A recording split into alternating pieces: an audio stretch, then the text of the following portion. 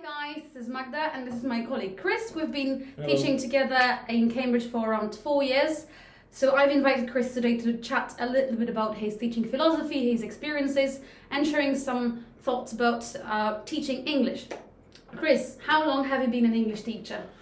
So I've been teaching for just under 10 years. I first started to teach in Hong Kong and then I came over to back to the UK and I've been teaching here with Magda for 4 years. Great, and what do you enjoy the most about teaching? I just think it's the interaction with people from all over the world. I think it gives you a great opportunity to learn about other cultures.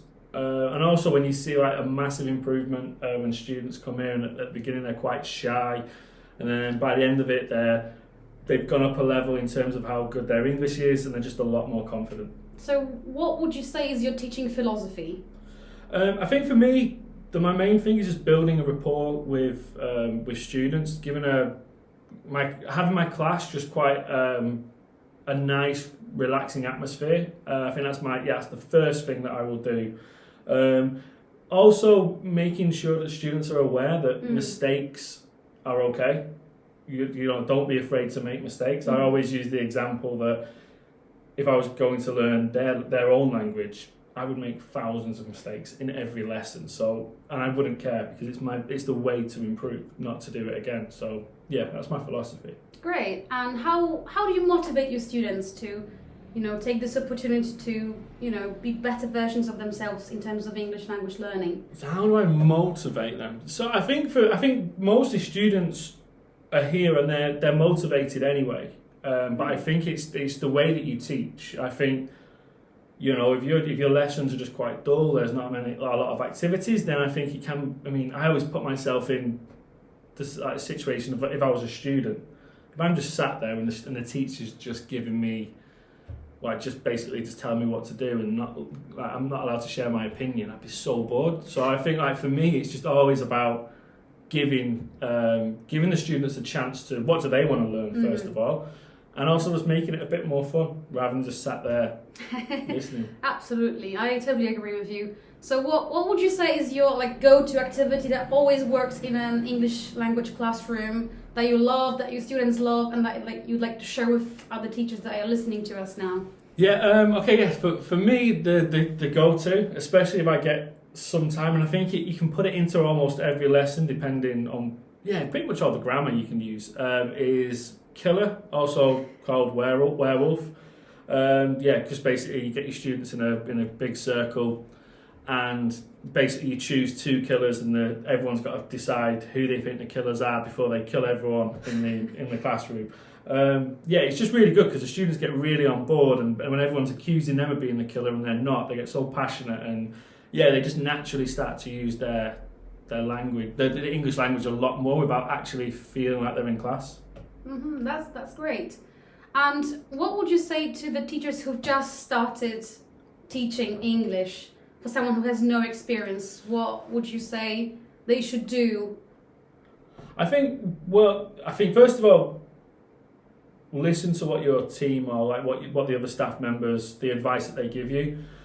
Don't be afraid to make mistakes. I mean, I've been doing it for 10 years almost, and I make mistakes pretty much every day.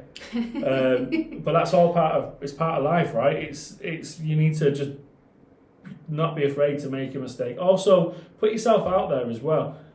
Do things that you might feel a bit more shy about and stuff. I'm not a big fan on acting and things like that. But to get my point across with students, I will not perform, but I will definitely exaggerate a lot more and I'm definitely out of my comfort zone, but it works. So what do you think are the most challenging aspects of teaching? For me, it's when you first get the class for the very first time, so you're not too sure what type of students you've got, what they're good in, what they need to improve on, only because it takes a lot more time to basically organise and plan your lessons. So for me that's my biggest the biggest thing that I not struggle with, but the one that I have most issues with is just spending a lot more time and energy in just trying to figure out what the students want in that new class that I've opened up, or what's opened. I think for me, as soon as the first or second week is finished, by that point you already know what it is you need to do and how to teach it. So the first week or so, usually at the most difficult, but after that it's plain sailing. Great. I have one more bonus question. Yeah. So if you ever decided to stop teaching for whatever reason, what would you miss about this job the most? I mean, if I said it just with from where I work, the people that you meet in terms of like the students and also the staff.